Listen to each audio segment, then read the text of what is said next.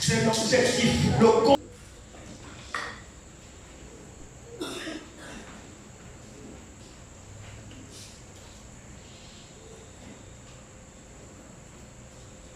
Un Jean chapitre 3. Nous lisons la parole du Seigneur. À partir du premier verset. Voyez quel amour le Père nous a témoigné pour que nous soyons appelés enfants de Dieu. Et nous le sommes. Je ne sais pas. Laissez-moi répondre. Peut-être que vous ne réalisez pas la portée de ces paroles. Je vais répondre. Il s'agit de Dieu, le créateur de toutes choses. Écoutez ce que la parole de Dieu déclare. Voyez quel amour le Père nous a témoigné pour que nous soyons appelés enfants de Dieu. Ce n'est pas tout. La Bible dit et nous le sommes. C'est une affirmation là. C'est une affirmation. Qui croit à la véracité de cette parole? Et nous le sommes. Maintenant, si le monde ne nous connaît pas, c'est qu'il ne l'a pas connu. Bien-aimés, nous sommes maintenant, pas au futur. Présentement, pendant que tu es là, dans cette salle, au moment où je fais cette lecture, tu y es maintenant même. Qui le croit? Bien-aimés, nous sommes maintenant enfants de Dieu.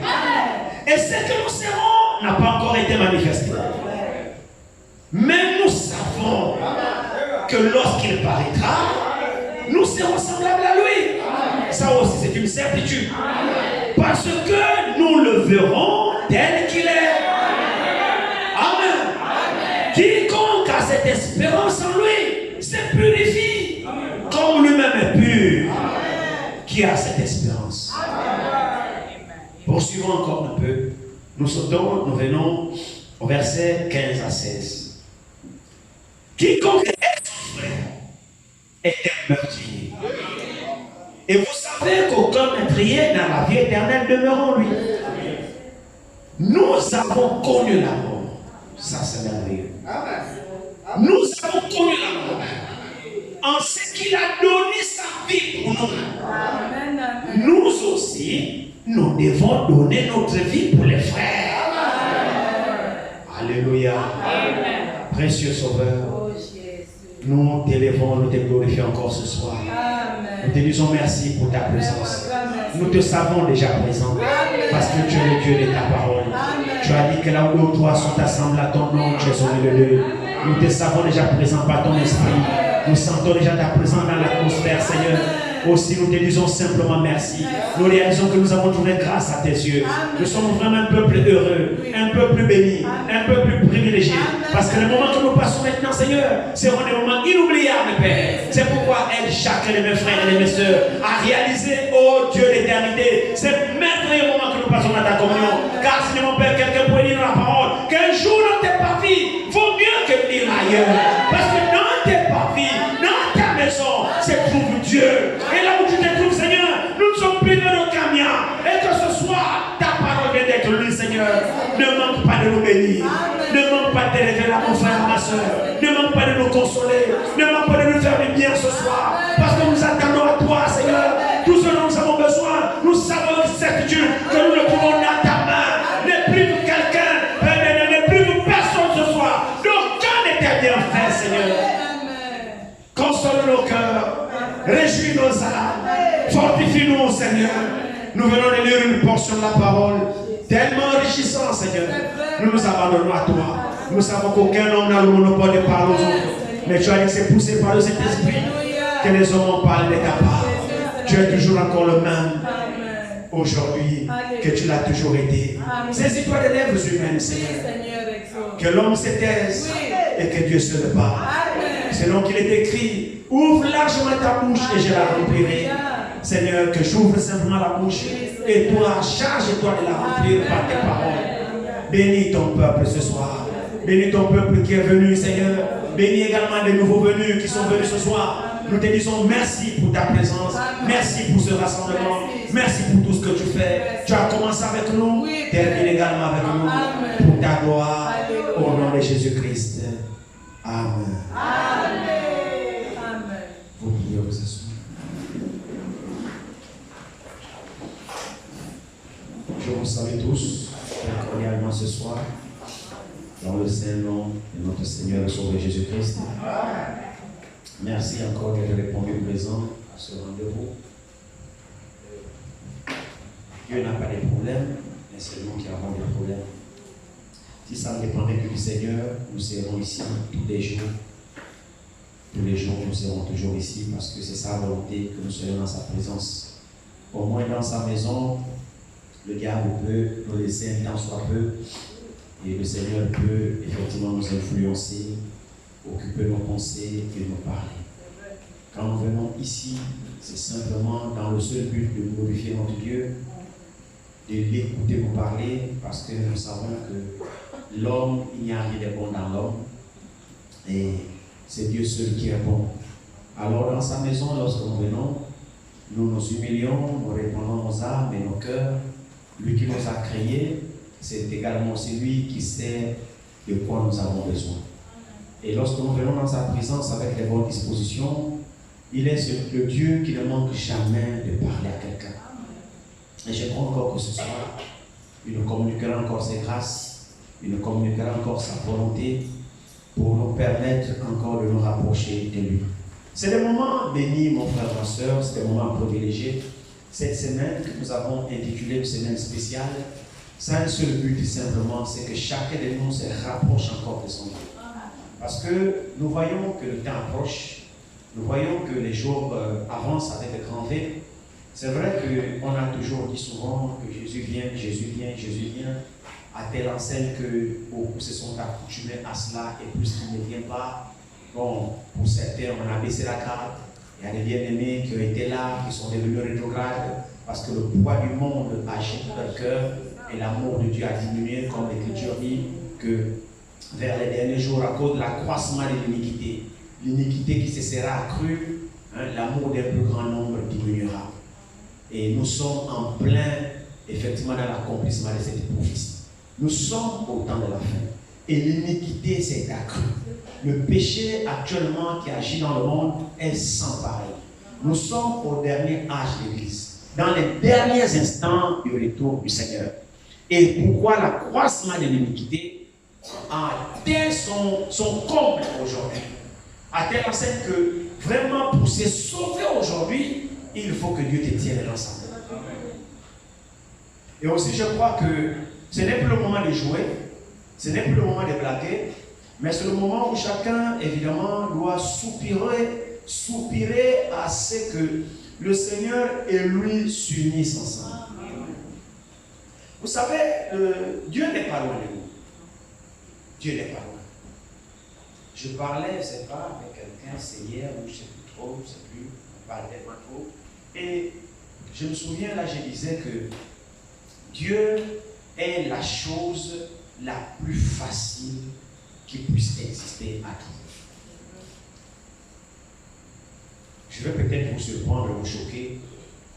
L'argent est difficile à trouver par rapport à Dieu.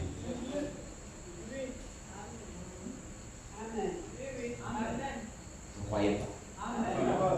Dieu est la chose la plus facile à trouver. Plus facile à trouver. C'est facile de trouver Dieu par rapport à trouver l'argent. L'argent, tu dois chercher à gauche, tu dois chercher à droite, tu dois tourner, travailler, transpirer, tu dois tout faire pour trouver quoi? Quelques petits machins, et ça ne suffit même pas. Tu dois souffrir, tu dois te lever très tôt pour te coucher très tard. Des fois, le boulot est pénible. J'ai travaillé au moment donné au port ici, et des dockers. Ah, les gens là souffrent. C'est les gens qui déchargent les bateaux. Quand le bateau vient avec une cargaison, ce sont des dockers. Ils montent là-bas, regardez les sacs de farine, les sacs de carreaux, les 100 kilos, ils me posent sur l'épaule, ils marchent jusqu'à là-bas, ils déposent. Tout ça là, c'est pour chercher l'argent. N'est-ce pas, c'est difficile? Amen. Mais Dieu, on n'a pas besoin de ça. Dieu, c'est la chose la plus facile à trouver. Même tout de suite là où toi tu es en train de me regarder là, il suffit simplement que tu le fasses un peu. Il suffit simplement que ton cœur s'ouvre là, maintenant, là, ce soir. Que le Seigneur me laisse sortir de ta maison. Sans que je te retrouve. Et si tu es vrai dans ton cœur, si tu es sincère dans ton cœur, tu remplis les conditions exigées par lui, tu ne sortiras pas d'ici sans l'amour. Pourquoi Dieu est-il facile à toi? Dieu est plus facile. L'homme est plus difficile même que Dieu. Oui. Deuxième déclaration. Oui. L'homme est plus difficile que Dieu. Oui. Pour la simple raison que l'homme lui-même ne sait même pas ce qu'il veut. Il est chargé à tout moment. Pourquoi Dieu est facile à trouver? C'est parce que Dieu est prisonnier de sa parole. Donc, si tu veux trouver Dieu, va simplement dans sa parole. Quand tu fais ce qu'il te demande, tu le trouves. C'est tout. Dieu ne change pas. Dieu ne varie pas. Il ne modifie pas sa parole. Donc, si nous ne trouvons pas Dieu, c'est parce que nous ne cherchons pas de la bonne manière. Nous ne le cherchons pas comme il veut qu'il soit cherché. Mais si nous cherchons Dieu, comme Dieu a demandé qu'il soit cherché, Dieu se laissera trouver par toi. Qui le croit? Amen. Amen. Donc arrêtez de croire que Dieu est difficile. Il a dit à Salomon que le ciel est mon trône, la terre est mon marché. Amen.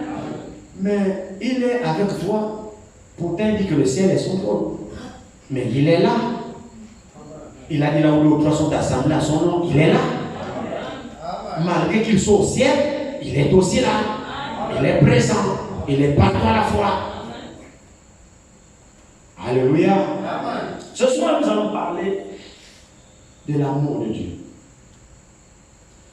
Un thème central. Comme je vous ai dit hier que je me laisse simplement conduire. Je cherche sa face. Et ce qu'il me met dans l'esprit, je crois que ça vient de lui. Et je crois que c'est pour notre édification. C'est comme ça que je me laisse conduire.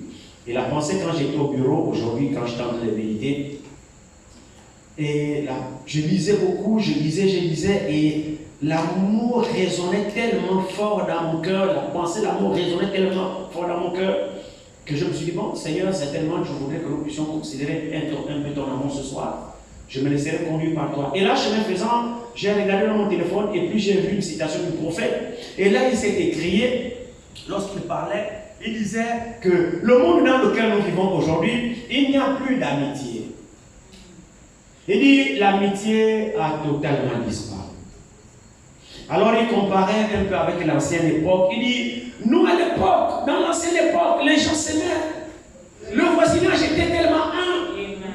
Je ne sais même pas avec qui on parlait, si c'est avec les frères ou avec qui je ne sais plus. Où on disait même que notre époque, lorsque nous grandissions au village, ton enfant ne t'appartenait pas toi seul. Ton enfant était l'enfant du village. C'est vrai, était l'enfant du village. Le voisin pouvait envoyer l'enfant, ton enfant, le voisin pouvait l'envoyer. Et ça ne causait même n'importe qui pouvait, l'enfant là. Les grands-pères au corps de garde, ils voient l'enfant passer. L'enfant là, viens.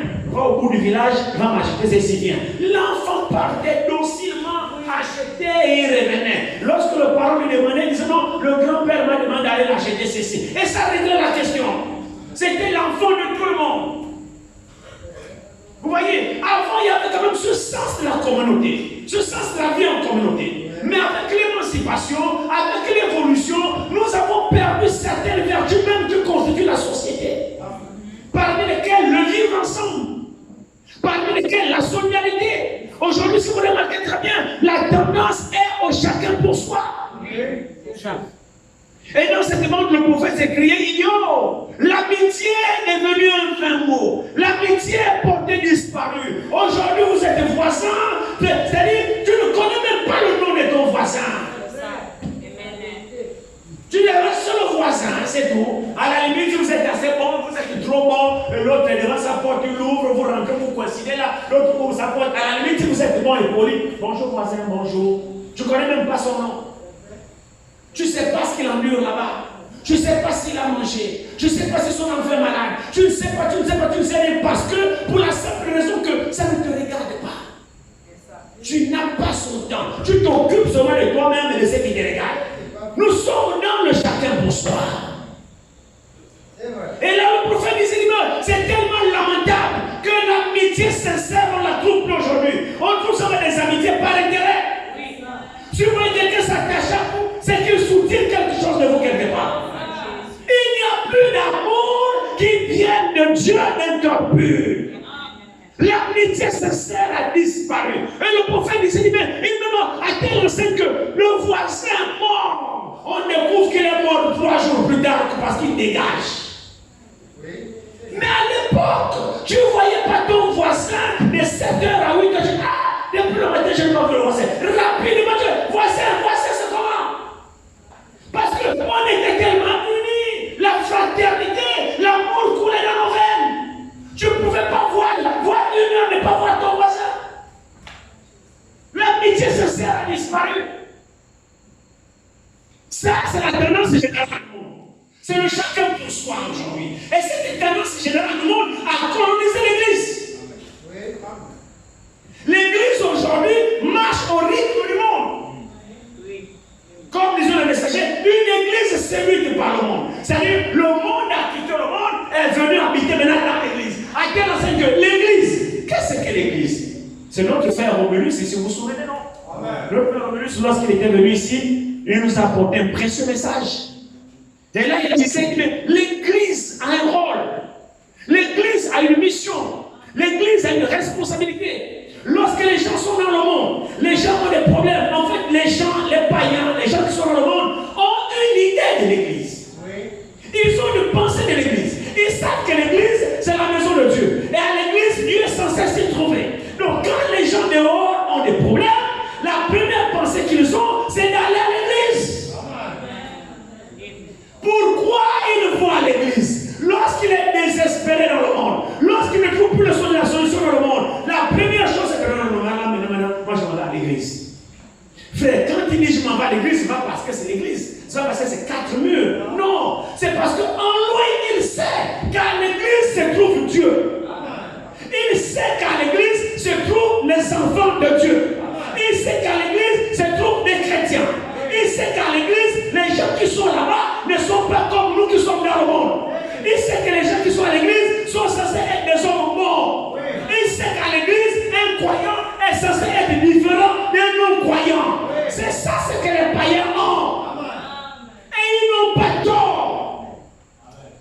C'est pourquoi le messager dit la plus grande pierre d'achoppement, c'est quand le païen voit un chrétien vivre comme lui. Quand le païen sait que tu vas à l'église, le païen sait que tu es un chrétien, tu es une chrétienne, il a une idée de comment est censé être le païen, le chrétien.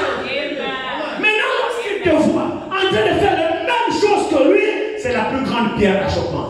Qu'est-ce que tu vas lui dire? Qu'est-ce qui va le motiver pour aller à l'église encore, pour aller prier? Parce que toi qui y vas, tu es comme lui. Dans ce cas, il n'y a plus d'intérêt pour lui d'y aller. L'église a une responsabilité. Amen. L'église, comme dit le prophète, c'est la plus haute institution qu'il y a sur la terre.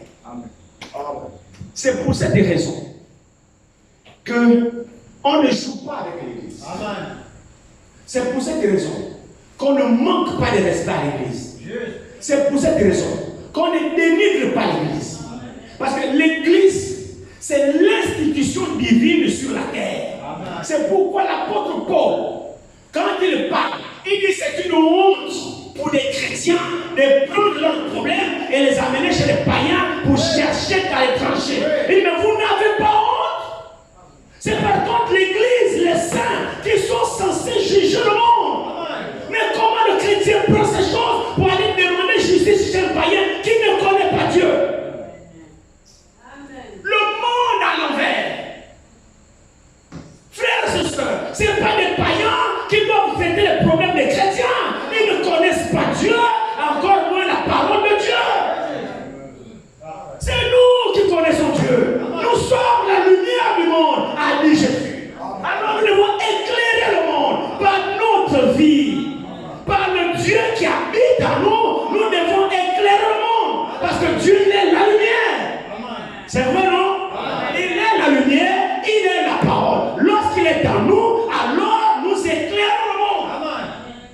Donc, mais le monde nous envie. Le monde veut être maintenant comme nous. Nous sommes une attraction qui attire le monde à Dieu. Maintenant, sinon, faisons en sorte que le monde n'a même pas envie d'entendre parler de Dieu. Par notre vie, par notre caractère, par notre comportement, alors il y a un problème, un sérieux problème. Ça veut dire que l'église a failli dans son devoir. Et ça, ce n'est pas l'église de Dieu. C'est une association de sorciers. Appelons les choses telles qu'elles sont. L'église de Dieu, c'est le lieu où Dieu se trouve. Et l'église de Dieu est constituée de hommes et de femmes, changés, transformés, dans lesquels le Saint-Esprit agit, dans lesquels Dieu habite abondamment, et Dieu communique ses grâces à tout le monde au travers des croyants. Frère, c'est ça notre rôle. Et c'est ça la mission de l'église. C'est pourquoi la parole dit que votre parole soit assaisonnée de beaucoup de sel.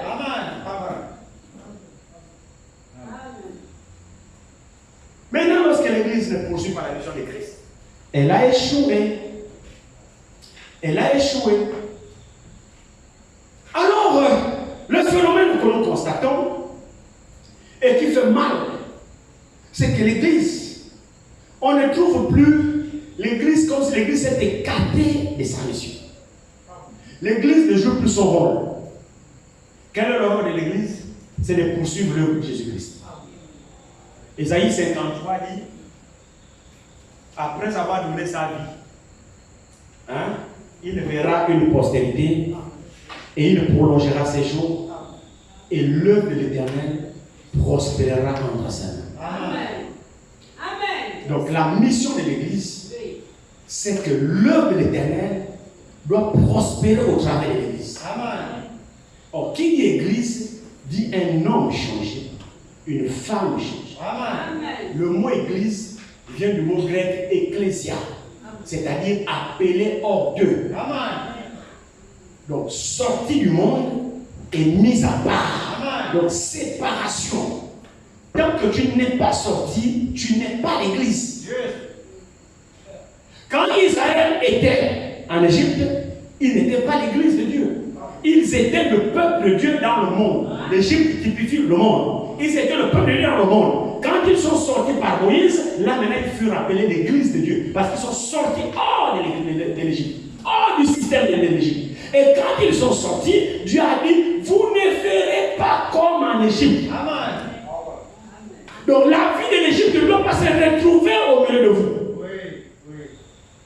Maintenant vous avez une nouvelle vie. Vous avez une nouvelle loi. vous êtes fait sortir. Alléluia. Mais lorsque certains parmi nous sortons de corps, mais l'esprit est là, comme la femme de Lot. Vous vous souvenez, non? La femme de Lot était sortie et Dieu lui a dit à Lot, quand vous sortez là, courez. Je vais détruire Sodome et Gomorrhe. Courez. L'interdiction avait été dit, ne regardez pas derrière. Quand vous sortez là, partez tout droit. Il n'y a rien derrière. Vous n'avez rien laissé. Parce que je vous ai dit avant de sortir, prenez tout ce qui vous appartient. Tout ce que vous avez de plus cher, prenez tout. Donc n'oubliez rien. Quand tu sors là, ça veut dire qu'il n'y a plus rien derrière. Partout. Ils sont sortis. La femme de l'autre était sortie. Est-ce que c'est vrai? Elle était sortie. Mon frère, ma soeur, quand on sort, c'est pour rentrer. Une sortie, quand on se perd quelque part, ce n'est pas une sortie. C'est mieux même d'être pas sorti. Quand on sort, c'est pour rentrer. Elle est sortie. Ils ont couru. L'ange a dit alors, je ne ferai rien jusqu'à ce que tu arrives. Je t'attendrai. Jusqu'à ce que tu arrives, je ne ferai rien. Mais seulement ne regarde pas derrière. Ils ont couru, parti. Il faut laisser le prophète décortiquer ça. Donc, Madame Lot, pendant qu'il marchait, le salut est individuel. Amen. Les expériences sont personnelles. Alléluia. Dans l'affaire là, il n'y a pas de l'homme et la femme. Non. Dans l'affaire là, il n'y a pas de père et des enfants. Il n'y a pas. C'est chacun. Amen. Pourtant, Dieu a dit, les deux seront une seule chair, non? Est-ce que c'est vrai? Donc, Madame Lot était la chair de l'autre. Hein? C'était sa chair de sa côte, non? Chair de sa chair, non? Os de ses os, non? Ils étaient un, non? Bon, maintenant, est-ce que l'autre a été détruit? Non. Tous ces exemples sont écrits ici, pour toi et moi. Celle qui est là derrière, elle est restée la statue de celle.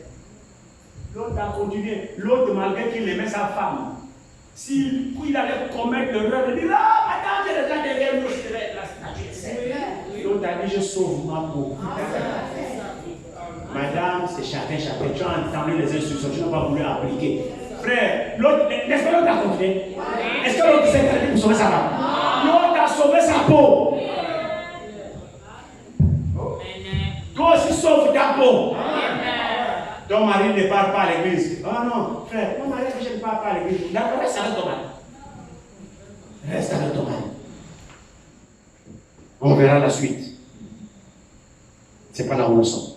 Nous sommes sur l'amour. Sur l'esprit du monde maintenant qui a gagné l'église. Or, dans le texte d'introduction que nous avons lu ici, réalisons-le. 1 chapitre 3. C'est merveilleux lorsque nous considérons la profondeur des Écritures. Voyez quel amour le Père nous a témoigné pour que nous soyons appelés enfants de Dieu. Et nous le sommes. Si le monde ne nous connaît pas, c'est qu'il ne l'a pas connu. Ça, c'est une évidence. Bien-aimés, nous sommes maintenant enfants de Dieu. Et ce que nous serons n'a pas encore été manifesté. Mais nous savons que lorsqu'il paraîtra, nous serons semblables à lui. Parce que nous le verrons tel qu'il est. Quiconque a cette espérance en lui se purifie comme lui-même est pur. Alléluia. Question. Est-ce que j'ai affaire aux enfants de Dieu ce soir? Est-ce que j'ai affaire aux filles de Dieu ce soir? Alors que Dieu soit glorifié. J'ai avec moi ici l'assemblée des enfants de Dieu. Donc j'ai pas de difficultés pour continuer ce soir.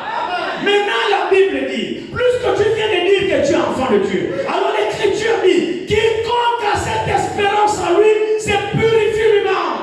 Parce que la Bible nous dit, tel il est, nous le verrons tel qu'il est. Mais pour l'instant là, nous ne sommes pas encore ce que nous serons. Mais ça n'empêche pas déjà que nous soyons enfants de Dieu. Tu dois pouvoir le voir et le considérer. Tu es maintenant enfant de Dieu. Alors si tu l'es, agis en conséquence. Ne doute pas.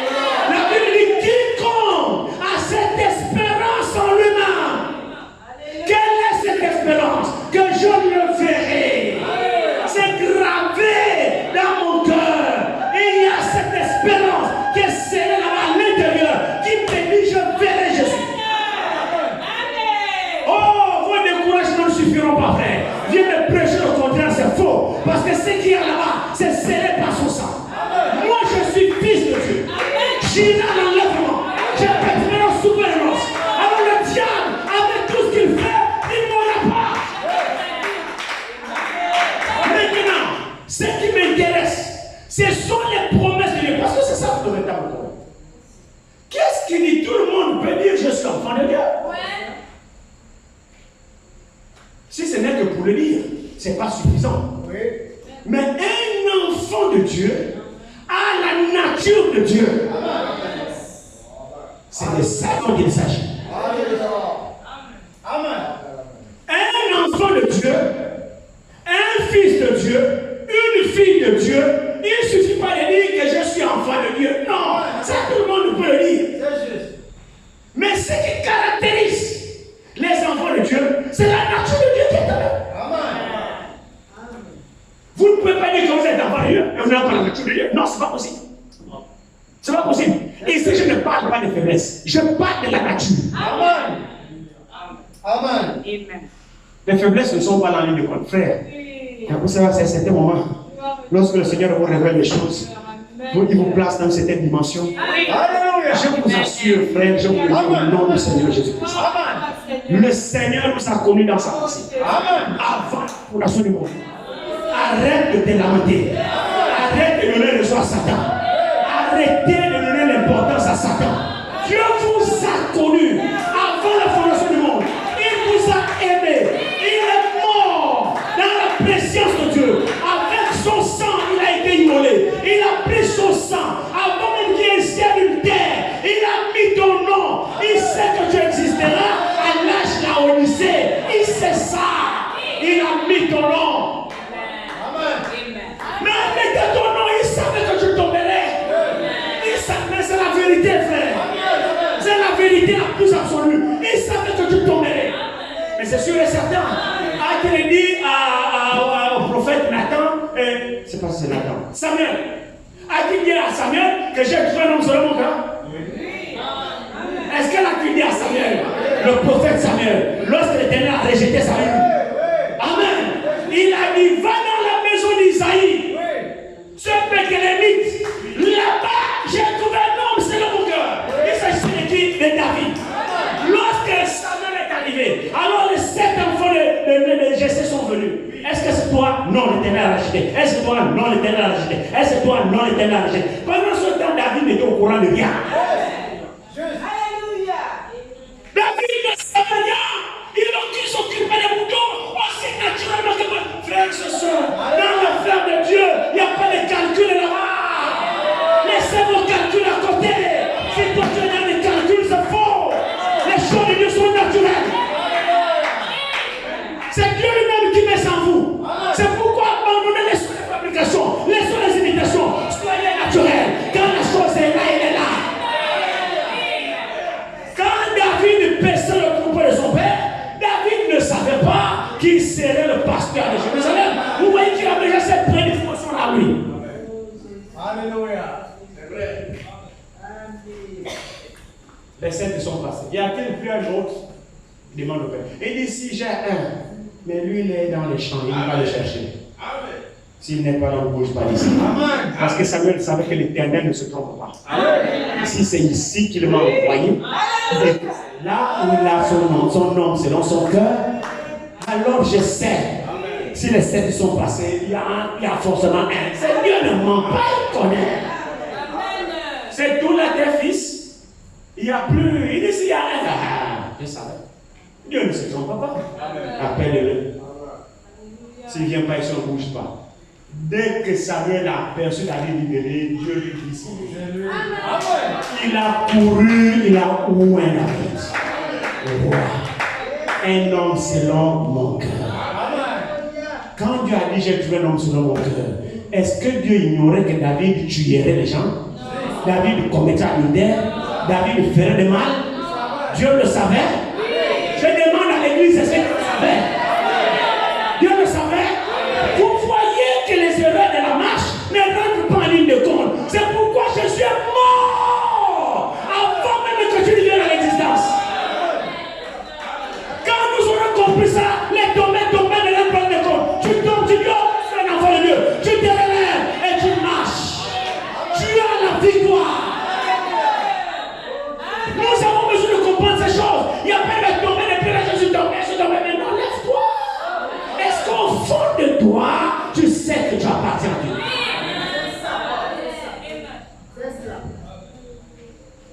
Parce que si tu commences à douter que tu n'es pas de Dieu, qu'est-ce que tu veux? Qu'est-ce que tu veux? Mais si au fond de toi tu as la sémence de Dieu, même pas rester tranquille.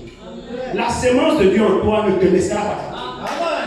Amen. Frère, la semence de Dieu en toi ne te laissera pas tranquille. Lui-même là-bas travaillera dans ton cœur. C'est pourquoi il dit, Père, je n'ai perdu aucun de ce que tu m'as donné. Sauf le fils de la perdition, afin que l'écriture soit accordée. Donc, celui qui se perd, c'est celui qui a été prédestiné à être perdu. J'espère que ce n'est pas ton cas ce soir. Non, jamais. Dites-moi déjà tu penses, celui qui a été prédestiné à la perte, lève la main. Il y a un candidat? Bien sûr qu'il n'y a pas. Qui a été prédestiné à la vie? Avec surtout. C'est nous tous alors. Donc nous sommes tous des vainqueurs. Amen. Je disais que Dieu, ce n'est pas tout de dire que je suis enfant de Dieu. Dieu, enfant de Dieu, c'est la nature de Dieu que nous devons avoir. Alléluia. La Bible dit, voyez quel amour le Père nous a témoigné. Qu'a-t-il fait? Disons ici. L'amour de Dieu, c'est le thème central. Nous ne pourrons jamais épuiser lorsque nous parlerons de l'amour de Dieu. L'amour de Dieu, ce n'est pas l'amour de l'homme. Regardez ici, dans le verset 15 à 16, nous avions lu ici, il dit, quiconque est son frère est un meurtrier. Et nous savons qu'aucun meurtrier n'a la vie éternelle demeurant en lui. Nous avons connu l'amour. Amen. Tu l'as connu, toi? Amen. Mets-toi dans le nous. L'Écriture dit, nous avons connu l'amour. Donc Dieu nous a révélé l'amour. Votre attention. Nous avons connu l'amour. Nous n'avons pas imaginé l'amour. Nous n'avons pas pensé l'amour. Nous n'avons pas estimé l'amour. Nous avons connu l'amour. Donc Dieu nous a fait connaître son amour. Comment? En ce qu'il a donné sa vie pour nous. Amen. Voici le noyau. Nous avons connu l'amour. Comment? Mais en ce qu'il a donné sa vie. Il n'a pas donné son argent. Il n'a pas donné ses maisons. Il n'a pas donné ses biens. Il a donné sa vie. Bon, dis-moi, le prix de la vie coûte combien? Qui peut estimer une vie? Vous voyez alors que l'apôtre de l'amour a raison. Nous avons connu l'amour. Nous l'avons connu. Pas en parole. Pas dans les blablabla. Mais dans une action forte. Amen. Unique. Amen. Palpable. C'est ça. Maintenant, notre amour là, c'est un amour bizarre. Regardez très bien ici. Verset 16. Nous avons connu l'amour en ce qu'il a donné sa vie pour nous. Maintenant, si nous avons connu cet amour, maintenant, nous aussi, à notre tour, Oui. nous aussi à notre tour, nous devons donner notre vie pour les frères. Amen. S'il vous plaît, écoutez comment ça fait. Il n'est pas dit nous aussi, nous pouvons donner notre vie pour les frères. Non. Il est dit nous devons. Amen. C'est écrit comme ça. Quand c'est menace, nous devons, c'est des devoirs. Là, s'il vous plaît, sur le français, c'est pas facultatif. Quand il y a un devoir, il faut s'en acquitter. Sinon, tu es condamnable. C'est un devoir. C'est une obligation, merci frère. Un devoir devient une obligation. C'est plus facultatif. Quand c'est facultatif, je peux le faire comme je peux ne pas le faire parce que c'est facultatif, c'est mon appréciation. Mais quand il s'agit d'un devoir, ça devient une imposition, une loi, une obligation. Là, il n'y a pas de choix. C'est comme il a dit, vous devez naître de nouveau. Là, ce n'est pas un choix, c'est une obligation. Le même verbe a été utilisé ici. Nous devons aussi donner notre vie pour des frères. Ce n'est pas facultatif. C'est juste. Réfléchissons. Nous parlons de quoi? Nous parlons de l'amour de Dieu. Nous parlons d'un Dieu qui est amour. Dieu même, le fondement même de Dieu, c'est l'amour. Amen. L'essence même de Dieu, c'est l'amour. Toute l'action de Dieu est basée, cimentée, Alléluia. la parole de Dieu, le ciment, le béton sur lequel est la parole, c'est l'amour. Même dans la loi, les commandements étaient cimentés par l'amour. Tout ça, l'action de Dieu, et tout ça là, c'est autour de l'amour. Parce que Dieu lui-même, il est amour. La nature de Dieu, c'est l'amour. Vous ne pouvez pas dissocier l'amour de Dieu. Donc tout ce que Dieu fait, c'est par l'amour. Maintenant qu'il dit l'amour, on exclut le forcing. Il n'y a pas de contrainte dans l'amour. Il n'y a pas de force dans l'amour. Oh mon Dieu. L'amour, c'est quelque chose qu'il y a de plus pur. De plus vrai. Il n'y a pas plus vrai que l'amour. La seule chose qui soit vraie, c'est l'amour. Comme la parole de Dieu est la vérité, alors c'est la parole de Dieu qui est l'amour. Et le messager dit, l'amour et la foi travaillent ensemble. Ils sont parents. Vous ne pouvez pas parler de Dieu et enlever l'amour. Même quand Dieu juge, c'est selon l'amour. Amen. C'est vrai. Donc le socle même de Dieu est basé sur l'amour. Alors ici, ça c'est une déclaration forte. Je ne sais pas si nous la croyons. Amen. Je ne sais pas si nous la croyons. Laissez-moi relire cela. Verset 16, réalisons cela. C'est vraiment très fort ce verset. C'est très fort. Réalisons cela. Je veux vraiment que le Seigneur nous le révèle. Nous avons connu l'amour. Alléluia. Parce qu'il a donné sa vie pour nous. Amen. Est-ce que nous le confirmons? Amen. Il l'a vraiment fait. Amen. S'il vous plaît. Dieu a tant aimé le monde qu'il a donné son Fils unique, afin que quiconque croit en lui ne périsse point, mais qu'il ait la vie éternelle. Amen. Regarde. Je me souviens de la fille de notre frère à lycée. Elle était encore toute petite. On l'avait surnommée Jean 16. Donc quand elle venait à la maison, l'école où on la prenait, on leur faisait réciter les versets. Elle qu'elle avait mémorisé Jean 16 là. Mais Jean 16, dans la récitation, on l'appelait Jean 16. Jean 3, 16. Maintenant, ce que vous remarquez très bien, Dieu a tant aimé le monde. Quel monde? Le soleil, les arbres, la mer, les fourmis. C'est pour ça qu'il est mort. Non. Il ne s'agit pas de ça.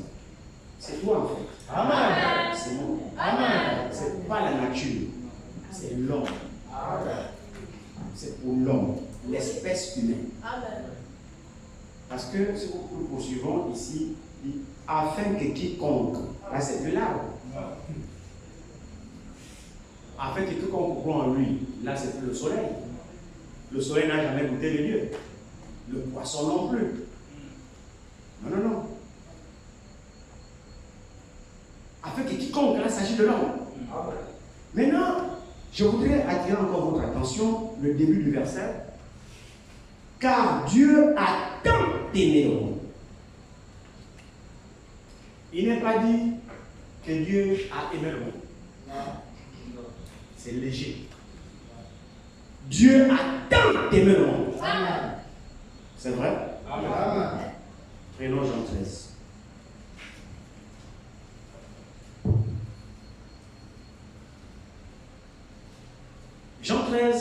au premier verset.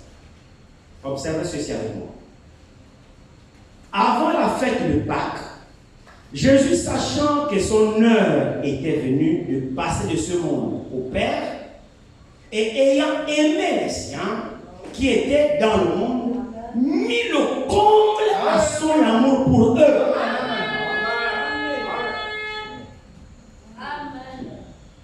C'est merveilleux. Mis le comble. Il les aimait déjà. Oui. Votre attention. Jésus aima les siens.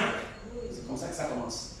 Et quand il a vu que bientôt il va partir, il mit le comble encore. Donc il a redoublé encore d'amour. Et quand vous regardez, j'ai regardé cela ici dans le commentaire de Scofield ici. Regardez ce que Scofield commente le comble là. Il dit ici. Comment il commente le comble là ici? Il dit. Attendez, il dit ici, il dit. Donc le comble là, il dit, ou les aimants jusqu'à la fin, jusqu'à l'extrême. Amen. Amen. Vous suivez ça? Donc, mis le comble là ici, il dit, et ayant aimé les siens, donc il les aime déjà d'abord, et ayant aimé les siens qui étaient dans le monde, virgule, mis le comble à son amour pour eux. Amen. Maintenant, ce qu'on fait d'expliquer, il dit, ou alors, donc autrement dit, ou les aimant jusqu'à la fin, jusqu'à l'extrême. Amen. Donc, un amour extrême. Et si vous regardez dans le premier Jean 3, 16, il dit, il y a tant aimé.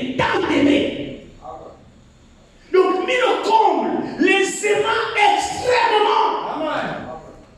Et c'est cet amour extrême-là, puisqu'il savait que le temps de se séparer de, oh frère, Jésus les a aimés. Vraiment, Jésus se présente accompagné de ses disciples. Vous savez, Jésus a dit, dans la prière sacerdotale, Jean 7, il dit, ce que tu m'as donné du milieu du monde. Donc tous ceux qui croient en Jésus, jusqu'à ce soir, ce sont les croyants que Dieu a fait le don à Jésus. Amen. Jésus est le don de Dieu pour nous. Dieu a tant aimé le monde, donc toi et moi, qu'il a donné. Il a donné son Fils unique. Donc c'est l'amour de Dieu pour toi et pour moi qu'il a fait le don de Jésus, qui est son Fils unique pour nous sauver. Donc Jésus c'est le don de Dieu pour toi et moi. Le cadeau de Dieu pour toi et moi, pour nous réconcilier avec lui-même. C'est pas Jésus. Maintenant en retour, quand Jésus vient, plus que Jésus était le Fils de Dieu, obéissant à Dieu, il a exécuté le plan de Dieu. Alors par récompense de l'obéissance de Jésus, Dieu à son tour a donné les croyants comme don à Jésus.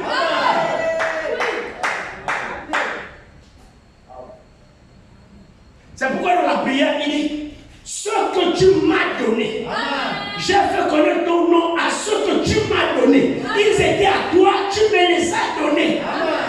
Alléluia. Donc les véritables croyants, ce sont les dons de Dieu à Jésus. Parce que Jésus est le don de Dieu aux croyants. Et les croyants sont les dons de Dieu à Jésus. Donc c'est une histoire d'amour. C'est une histoire d'amour. Il a mis le comble. Parce que quand il est venu, ces gens-là l'ont reconnu. Ils ont reconnu que je suis sorti de toi. Je leur ai donné tes paroles. Ils les ont reçues. Ils les ont gardées. Jésus a été reconnaissant de voir des humains qui croient en lui. Alors, un lien s'est développé entre Jésus et les croyants.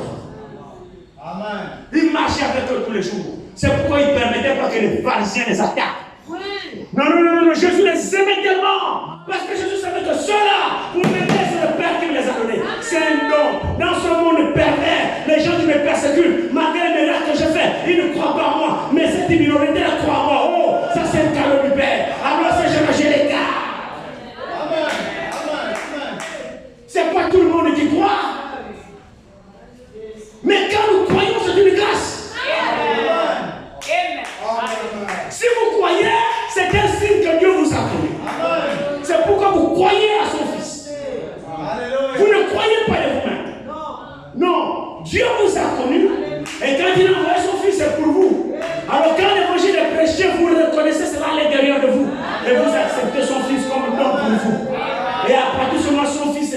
de vous aimer. Mais c'est lui qui vous protège. C'est une histoire d'amour. Vous voyez que dans cette histoire, on ne parle pas de Dieu pour des intérêts. On ne prêche pas Dieu parce que vous cherchez de l'argent. Maudit soit ceux qui prêchent Dieu pour l'argent. Je vous le dis. C'est une histoire d'amour. Vous devez être saisi par lui. Lorsque vous êtes saisi par lui, cet amour vous envahit. Vous ne savez pas faire autrement. Mon frère et ma soeur, nous devons aller chercher l'amour. La seule chose qui nous rendra frères, c'est l'amour de Dieu en nous. Vous allez remarquer que tout ce qui est fait sans amour est fait par intérêt ou pour un but. Même quand vous priez pour quelqu'un, il vous faut aimer d'abord cette personne. Si vous ne l'aimez pas, votre prière ne sera pas exaucée. Tout est basé par l'amour. Le monde l'a péri parce qu'il n'y a pas d'amour. Jésus a fait sa part. C'est pour cette raison que nous croyons. Sortons de la religion. Nous avons une lourde responsabilité. Le monde a besoin de voir Dieu. Amen. Et cette responsabilité est la tienne et la mienne. Cette responsabilité est pour l'Église.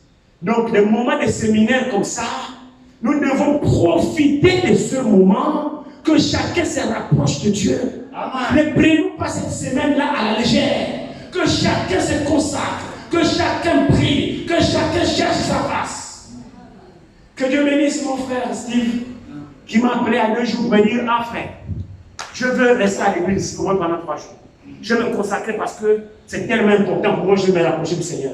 J'ai dit, frère, il n'y a pas de problème, l'église est là. Vous aurez le frère là depuis hier ici. Il dort ici. Mon frère, ma soeur, nous devons comprendre qui nous sommes. Et qu'est-ce que Dieu attend de nous. Je vous dis la vérité. L'affaire de Dieu et nous là, c'est une affaire d'amour. Il n'y a pas de tromperie dans l'histoire. Si vous n'aimez pas Dieu, vous ne pouvez pas servir. C'est pas possible. Si réellement vous n'aimez pas Dieu, vous ne pourrez pas servir. Pour servir Dieu, vous devez l'aimer. Vous devez l'aimer. Alors il dit ici, suivons ici, venons, continuons, Jean 13 ici. Il dit, donc il mit le comble à son amour pour eux. Nous avons déjà vu cela. Alors, c'est ce comble-là d'amour sur son peuple. Il les a tellement aimés qu'il est arrivé à faire même un acte que Pierre n'a pas compris. Il est tellement descendu. Vous voyez que l'amour vous met au service des autres. Amen. Vous allez remarquer que si vous aimez réellement, vous êtes toujours disposé à servir. Amen. Pas à être servi, non, mais à servir les autres. L'amour de Dieu nous met en service pour les autres. Amen. Vous aimez tellement les autres que vous ne leur voulez pas de mal. Amen. Vous aimez tellement le prochain que vous ne souhaiterez même pas qu'un mal puisse lui arriver. Amen. Et quand vous priez pour le prochain, vous vous mettez vous-même à la place du prochain. Alléluia. C'est comme ça que Dieu nous met. C'est ça l'église. C'est ça le croyant. Si de tels sentiments ne sont pas dans ton cœur, tu ne pries pas encore Dieu comme il faut. Et vous allez remarquer que frère, quand nous prenons même 1 Corinthiens 13, nous allons y arriver sur le Seigneur le permet. Je n'ai pas envie de vous gagner longtemps ce soir. Si nous regardons maintenant 1 Corinthiens 13, lorsqu'on parle de l'amour, cet amour-là, c'est l'amour de Dieu. Il n'y a pas de contrainte dans cet amour. Les choses sont faites volontairement, spontanément, dans l'amour. Dans cet amour-là, il n'y a pas de mal, il n'y a pas d'hypocrisie, il n'y a pas de vampire, il n'y a pas de critique, il n'y a pas de méchanceté. Dans cet amour, c'est la pureté.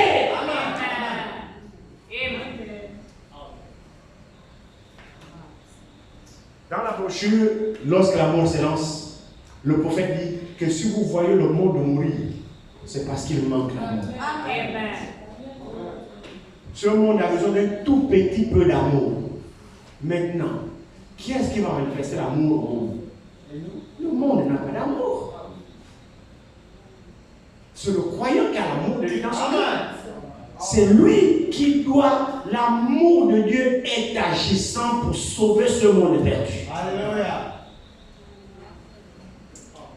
Et si cet amour est dans votre cœur, vous ne vous réjouirez pas quand votre bien-aimé est tombé. Non, vous ne le critiquerez même pas. Vous aurez tellement mal que vous ferez tout pour l'aider à sortir de là. Mais comment? Il paraît que nous sommes des croyants, nous aimons Dieu, mais nous nous réjouissons lorsqu'on apprend qu'un frère est tombé. Lorsqu'une soeur s'est embourbée, s'est égarée, on se réjouit. Ah frère, je savais, je te disais. Non, frère, non. Non. Nous n'avons pas vocation de juger les gens. Non. Mais nous avons vocation de sauver. L'amour de Dieu, il nous a aimés sans condition. Au moment où Dieu n'est pas digne de pouvoir aimer. Il dit ici,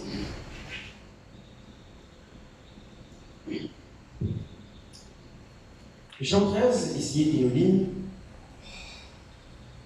verset 13, il dit, vous m'appelez maître et seigneur, et vous dites bien, car je le suis. Si donc je vous ai lavé les pieds, moi le Seigneur et le maître, vous devez vous aussi vous laver les pieds les uns les autres.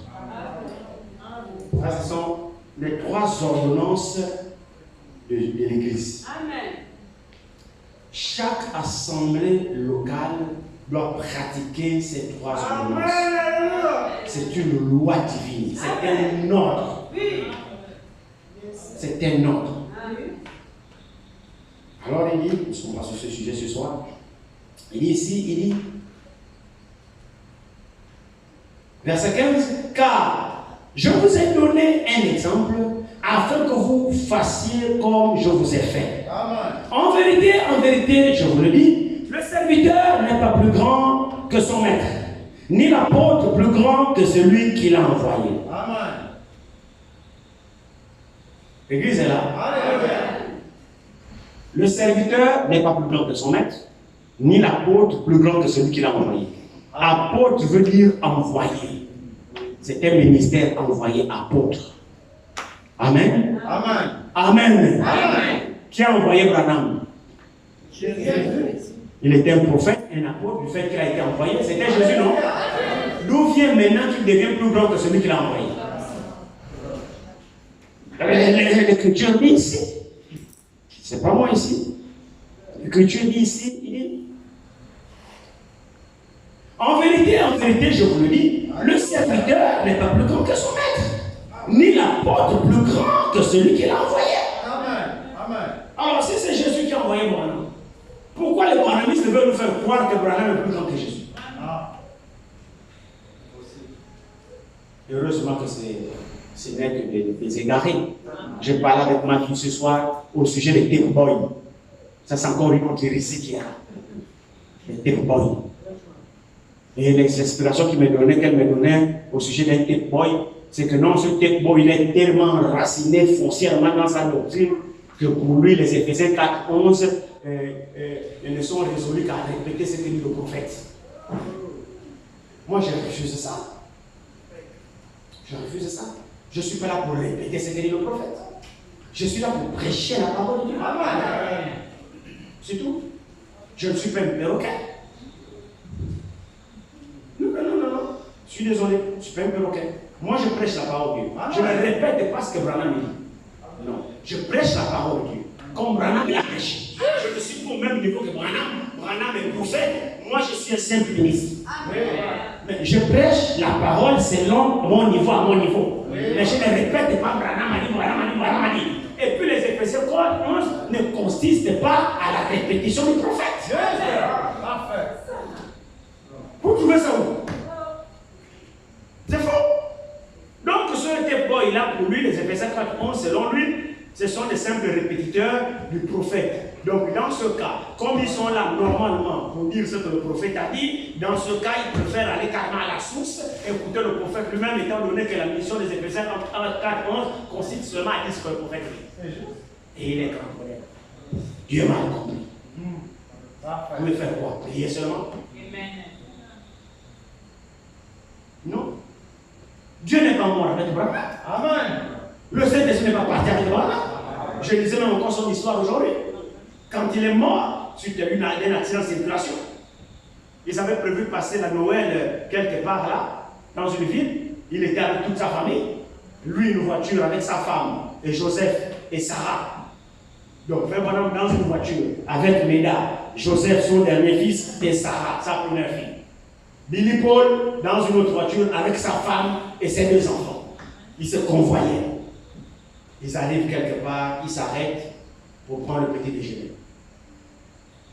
Et là, le frère Billy qui raconte, il dit, chose curieuse, c'est que lorsqu'ils sont arrivés à cet endroit, ce petit restaurant, ce petit motel pour se reposer et prendre un petit déjeuner, puisque la route était longue pour continuer à rouler, il avait une vieille Ford et Billy Paul avait une Chevrolet. Alors, il a constaté que frère Branham a disparu. Il a disparu un mois. Étrangement, on ne sait pas où il est parti. Un long moment après, il est revenu. Quand il revient, curieusement, il n'a pas mangé, il a juste pris un petit truc léger. Un petit truc léger. Et avant de prendre la route et de démarrer pour continuer, il a fait quelque chose de bizarre. Il a demandé à son fils, Joseph, d'aller retrouver son grand frère dans sa voiture. Donc il a enlevé Joseph de sa voiture pour aller dans la voiture de Billy.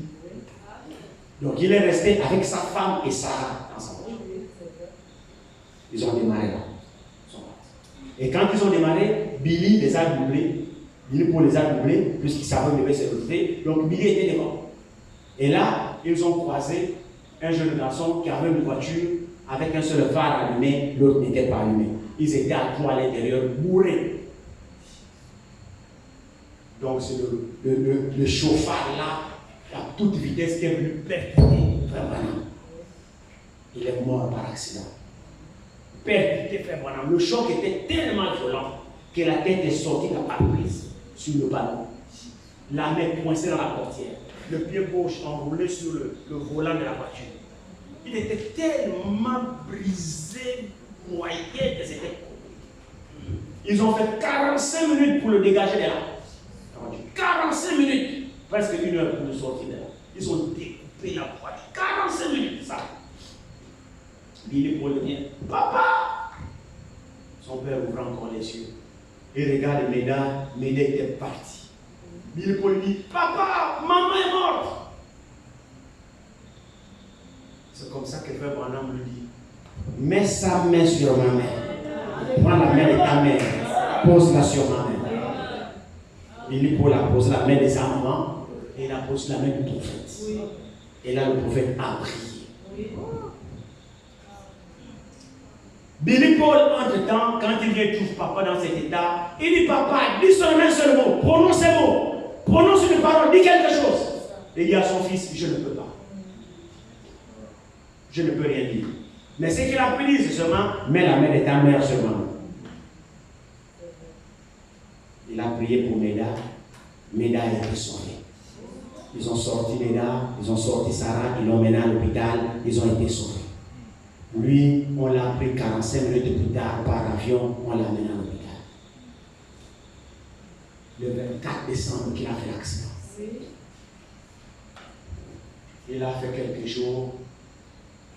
Après, le docteur a dit, ah, ces os du cou et du pied, en tout cas en ce qui concerne les os, ils sont tellement broyés qu'il y a une impossibilité totale de réparer ces os. Donc les os du cou, les os du bras, c'est tellement déchiqueté, broyé qu'on ne peut pas reconstituer ces os. Impossible. On ne peut pas. Alors sur le lit de l'hôpital, le frère Pérégrine est venu. Il a commencé à chanter sur les ailes d'une colombe. Le frère Branham a ouvert les yeux, il a souri. Il voulait parler avec le frère Pérégrine, mais il n'a pas pu dire quelque chose. Il voulait dire quelque chose, mais il n'a pas dit. Il n'a pas pu dire. Alors 3 jours après, je pense, le médecin revient pour l'examiner. Premier miracle, il constate que en matière des eaux de Frère Branham, tout est impeccable, tout est reconstitué. Et ici, c'est pour ces eaux-là. Il est 10 000 fois plus en forme que même quand il était vivant. Le docteur René Monde. Il est mort en décembre. Ils l'ont enterré, je crois, entre le 16 ou le 13 ou le 11 avril. 4 mois, ils l'ont gardé. Quand ils ont vu ce miracle-là, que les os se sont reconstitués, les frères ont dit, ah, il va ressusciter. C'est le prophète qui dit, non, il a fini, il est parti. Quand il est parti, il n'est pas parti en cause de l'esprit. Non. Le Saint-Esprit reste avec l'Église. Le Saint-Esprit conduit l'Église. Et c'est pas, les brahmanistes n'aiment pas entendre ça. Frères et sœurs, on n'a pas dit que l'épouse arrivera à la perfection par l'enseignement du prophète. Non, lisez vos Bibles. L'Église atteindra la perfection par l'enseignement des 5 ministères, Ephésiens 4:11, jusqu'au perfectionnement des saints. Ce sont les Ephésiens 4:11. C'est pas un seul ministère qui va perfectionner l'épouse.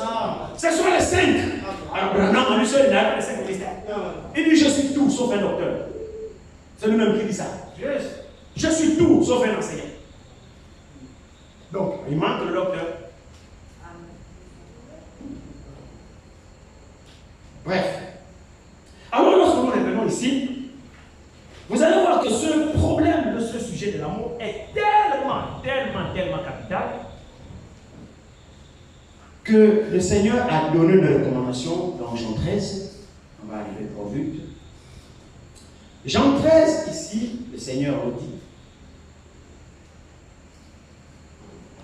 Jean 13, verset 34. Je vous donne un commandement nouveau. Lequel? Aimez-vous les uns les autres. Amen. Amen. Si vous remarquez très bien, le verset n'est pas terminé. Continuez à la lecture, vous allez comprendre. Aimez-vous les uns les autres. Si c'était ça, on peut comprendre. Chacun pourra se débrouiller à fabriquer l'amour envers son prochain comme il le veut. Mais malheureusement, il précise comment nous devons nous aimer. Amen. Là, ça ne te laisse plus le choix. Ça ne me laisse pas le choix. Il dit ici, aimez-vous les uns les autres comme je vous ai aimé. Comme je vous ai aimé, vous aussi aimez-vous les uns les autres.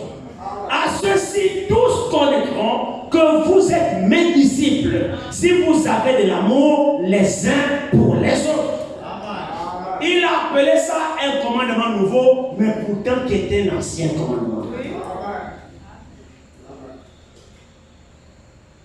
Mon frère, ma soeur, nous pouvons prêcher, nous pouvons donner, nous pouvons chanter, nous pouvons tout faire. Mais si à l'intérieur de notre cœur, l'amour de Dieu n'est pas la motivation, tout ce que nous faisons va soit à côté.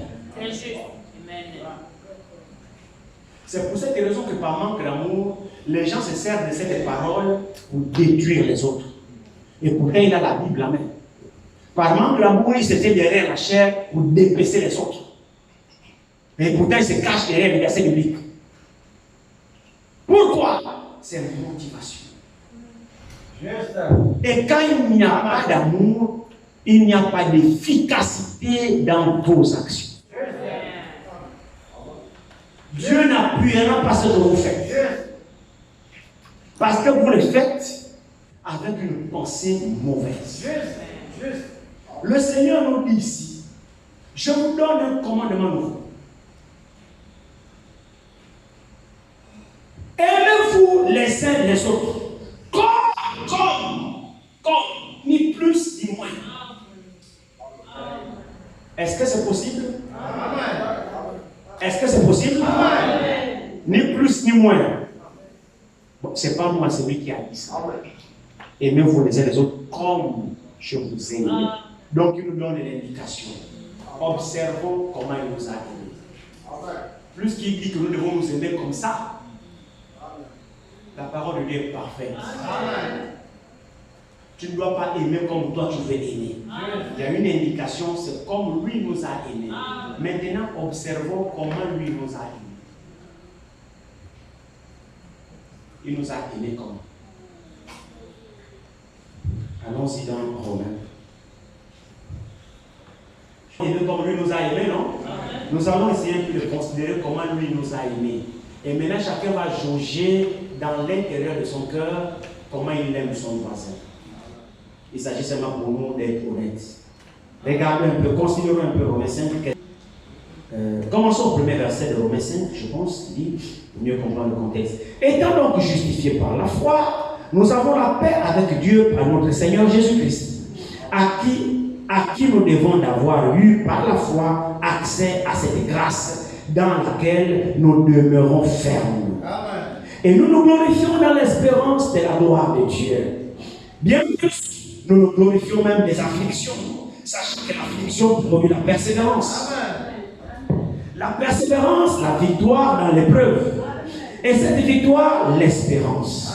Or, l'espérance ne trompe point, parce que l'amour de Dieu est répandu dans nos cœurs par le Saint-Esprit qui nous a été donné. Car lorsque nous étions encore, maintenant votre attention s'il vous plaît, car lorsque nous étions encore sans force, Christ au temps marqué est mort pour les impies. Avez-vous entendu ça? Il n'est pas mort pour les justes. Quelqu'un d'impie, c'est un souillé, un pécheur, quelqu'un qui a une mauvaise vie. C'est ça un impie. Mais l'Écriture dit ici, car lorsque nous étions encore sans force, Christ au temps marqué est mort pour les impies. À peine mourrait-on pour un juste. Quelqu'un peut-être mourir pour un homme de bien. Peut-être. C'est une supposition, peut-être. C'est même pas encore sûr. On peut mourir peut-être pour quelqu'un de bien. Il a tellement marqué votre vie, il est tellement quelqu'un de bien, peut-être. Il peut arriver que vous fassiez un sacrifice pour lui, peut-être. Là encore, ça peut se comprendre. C'est une possibilité, c'est une probabilité que l'on meure pour quelqu'un de bien. C'est possible et c'est raisonnable. On peut comprendre ça. Parce que c'est quand même quelqu'un qui vous a marqué, c'est quelqu'un qui a fait du bien. Donc c'est possible, ça se comprend que l'on meure pour quelqu'un qui a fait du bien. Maintenant, remarquez notre situation ici. À peine mourrait-on pour un juste. Quelqu'un peut-être mourrait pour un homme de bien. Mais Dieu prouve son amour envers nous en ce que lorsque nous étions encore des pécheurs, Christ est mort pour nous. Je devais recevoir un ton d'amen. Vous ne le croyez pas? Frère, Dieu prouve son amour envers nous. Dieu ne parle pas seulement de l'amour avec les lèvres. Dieu prouve son amour envers nous. C'est que quand nous étions encore des pécheurs, Christ est mort pour nous. Il n'y a aucun bien que nous avions fait. Il n'y a rien. Oh, à peine mourrait-on pour quelqu'un de bien. Mais Christ est mort pour des impies, pour des pécheurs. Maintenant, il dit, le commandement nouveau, aimez-vous les uns les autres comme moi je vous ai aimé. Ici, nous sommes en train de considérer comment lui nous a aimés. Et c'est comme ça, ni plus ni moins, que nous devons nous aimer. Yes, sir. Ça c'est fort, hein? Oui. Oh, vous allez remarquer que nous on aime un frère quand il nous fait du bien. On aime un frère lorsqu'il nous rend service.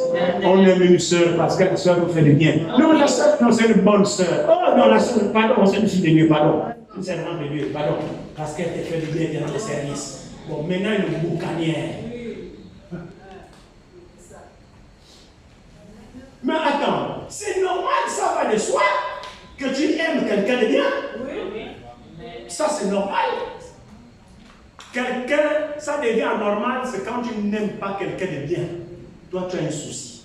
Parce que quelqu'un de bien qui ne fait de mal à personne, naturellement, on est censé aimer quelque personne.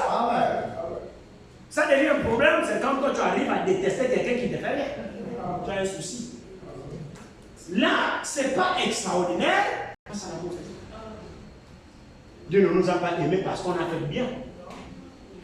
Nous étions encore pécheurs, il nous a aimés. Maintenant, il dit, aimez-vous les uns les autres comme moi je vous ai aimés. Comment lui nous a-t-il aimés? Dans le boucan. Dans les faiblesses. Vous voyez, frère, c'est vraiment important que Dieu nous aide. Que Dieu nous aide. Si nous n'arrivons pas à aimer un frère ou une soeur qui est dans des difficultés, et l'aider, c'est que l'amour de Dieu n'est pas en nous. C'est vrai. Alors, on dit, poursuivez un peu la lecture ici.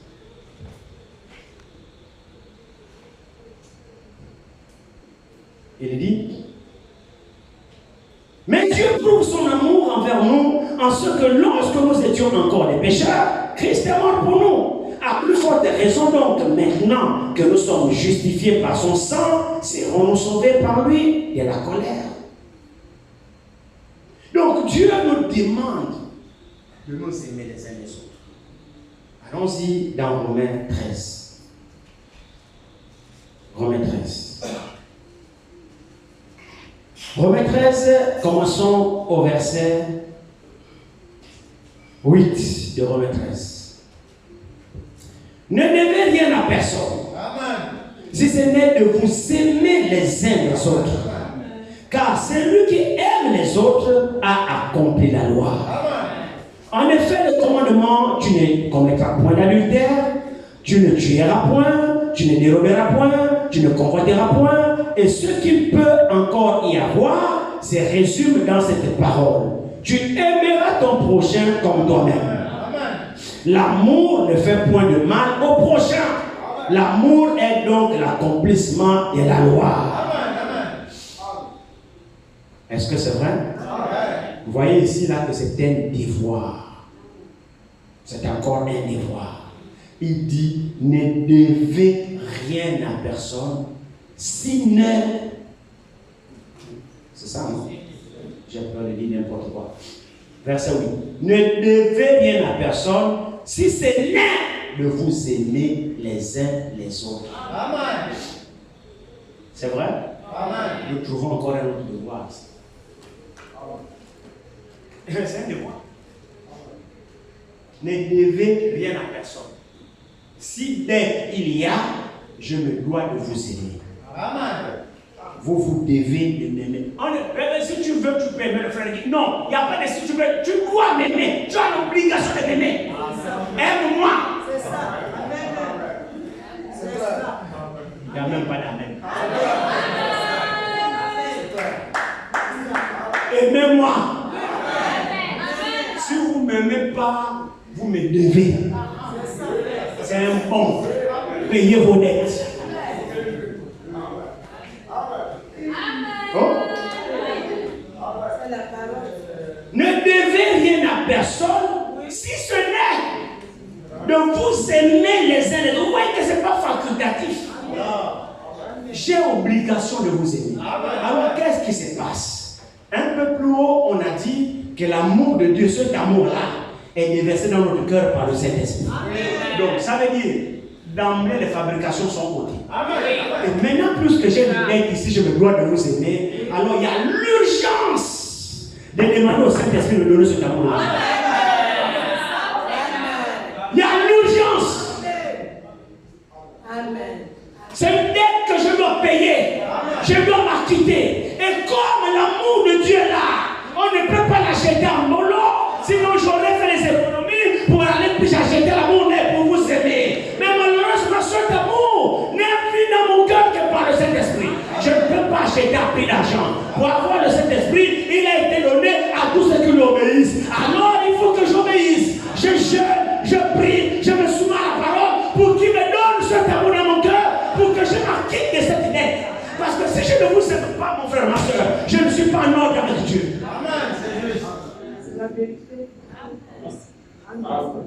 Si vous ne m'aimez pas comme Dieu le veut, vous n'êtes pas en ordre avec Dieu. Maintenant, d'où vient que vous m'aimez, vous me critiquez?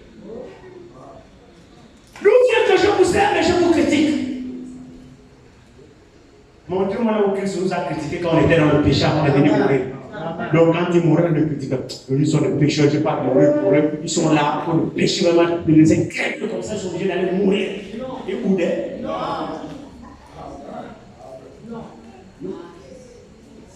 Ils ne nous critiquent pas. D'où vient que toi tu me critiques?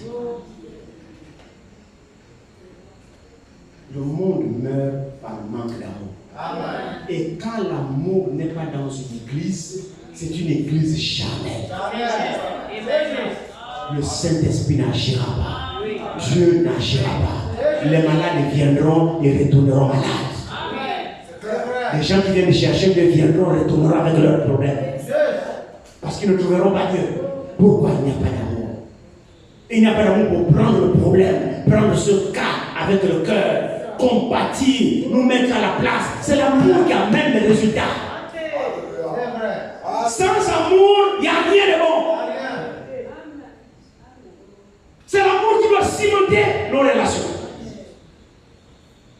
Nous sommes devenus aujourd'hui indépendants, personnels, indifférents les uns envers les autres.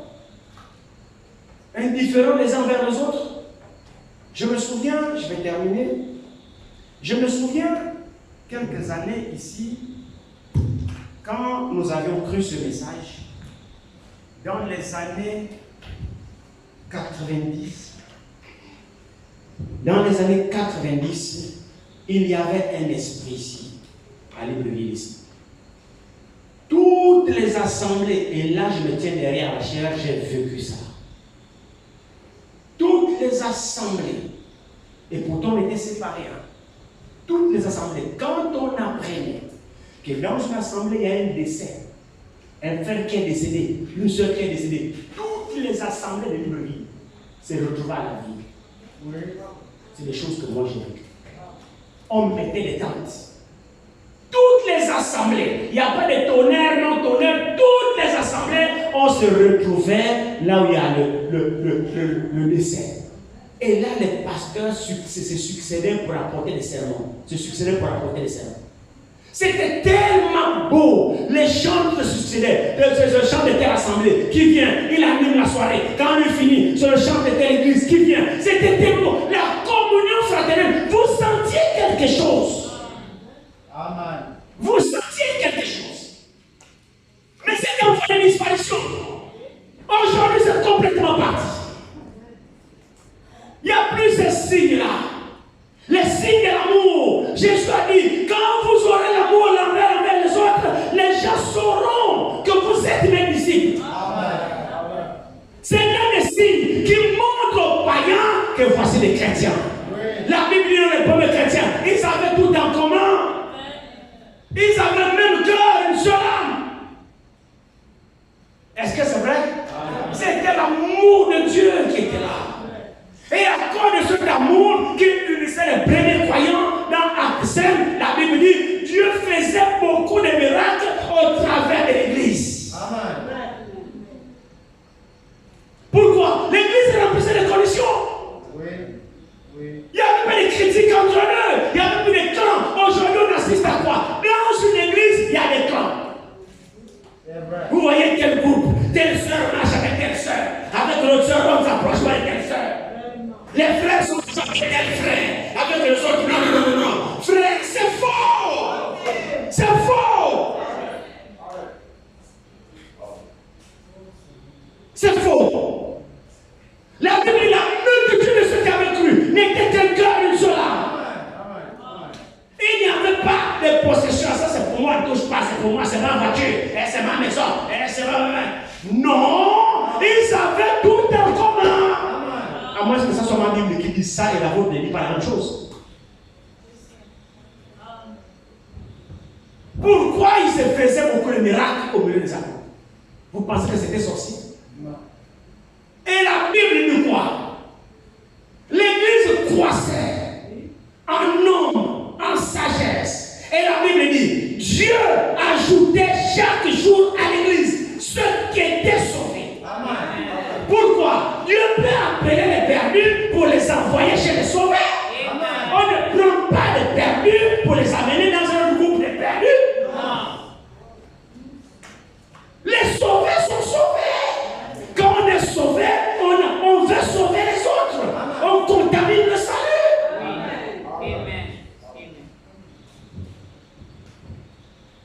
L'église a perdu une vertu. Ce qui fait que nos assemblées aujourd'hui sont vides. Parce qu'il manque l'amour. On ne dégage plus l'amour. C'est des clans, des critiques. Quand on va sortir là, 2 heures, on va bouger celui qui n'est pas là. 2 heures, on va critiquer celui qui n'est pas là. C'est ça ce qui nous caractérise aujourd'hui. Voilà ce qui se passe. Et c'est pourquoi il n'y a plus de fruits dans nos églises. On a une réunion tiers de formalisme à bon dire qu'on a la parole, mais Dieu ne se retrouve pas parce que dans nos caractères, il n'y a pas de sentiments purs. On doit retourner à l'original. Il faut purifier nos cœurs pour que Dieu place des véritables sentiments dans nos cœurs. Même quand tu dois les prendre un frère, c'est par amour que tu dois le faire. Dans le but de le gagner, c'est pas le but de régler les comptes. Quand c'est un tel sentiment qu'on ne le fait pas. Parce que tes motivations sont fausses. L'amour, c'est le socle, la base. Quand les gens viendront ici, ce n'est pas moi. À ceux-ci, tous connaîtront que vous êtes mes disciples. Quand vous aurez de l'amour les uns pour les autres, c'est triste. Il y a des croyants, des croyantes qui critiquent même les membres de leur église au point de leur famille pareille. C'est triste, c'est une honte. Tu critiques ton église, tu prends les problèmes de ton église, tu vas dire ça à ta famille, aux païens, au quartier. Non, notre église, ça va. Le pasteur, non. Le frère me dit, le frère, là, il chante même pas bien. Mon Dieu, mon Dieu. Et après, on te voit, venez à la église. À l'église. Hypocrite.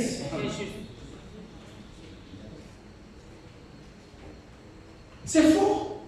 Si les gens se bouffent entre nous, comment on va convertir les païens? Si au milieu de nous qui croyons, il n'y a pas ce sentiment d'appartenance, ce sentiment qui nous lie les uns envers les autres, à telle enseigne que si tu ne vois pas ton frère, le cœur brûle. Tu n'as pas la soeur, le cœur brûle. Quand un frère est éprouvé, c'est toute l'assemblée qui est éprouvée. S'il n'y a pas de tels sentiments, frères et sœurs, cherchons Dieu. Amen. S'il n'y a pas ça dans le cœur, quand l'un de nous est éprouvé, nous éprouvons le sentiment de désolation. S'il n'y a pas ça dans le cœur, mais par contre un sentiment de m'en-foutiste, bon, c'est lui. Bon, frère, que Dieu te soutienne, frère. Que Dieu te soutienne vraiment, je compatis. Hein. Je compatis, mais tu ne fais rien. Je crois que notre frère nous a prêché ça ici le soir, un jour. Tu compatis, mais tu n'assistes pas le frère. Tu compatis, mais tu ne fais rien.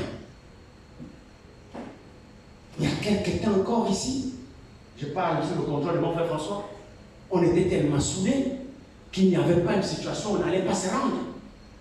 Peu importe le temps que cela prenait. D'où vient maintenant la paresse qu'on a, la fatigue qu'on a, c'est de chacun pour soi, chacun traite sa propre famille, on se délaisse les uns les autres. Qu'est-ce qui ne va pas?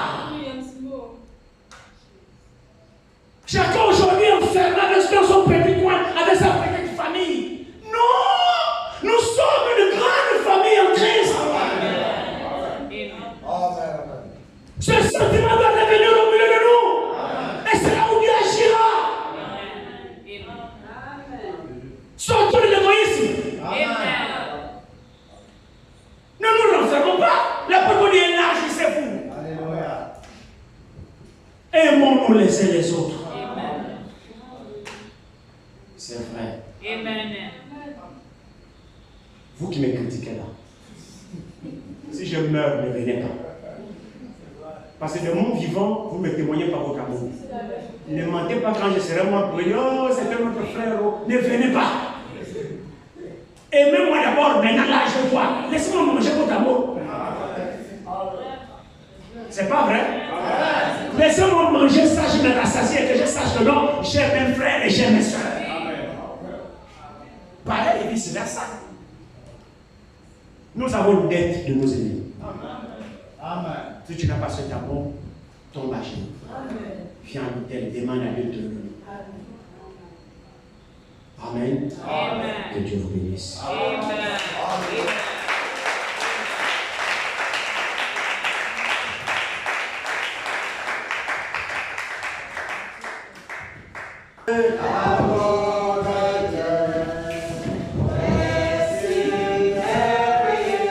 L'amour de Dieu est si merveilleux. Oh, quel amour!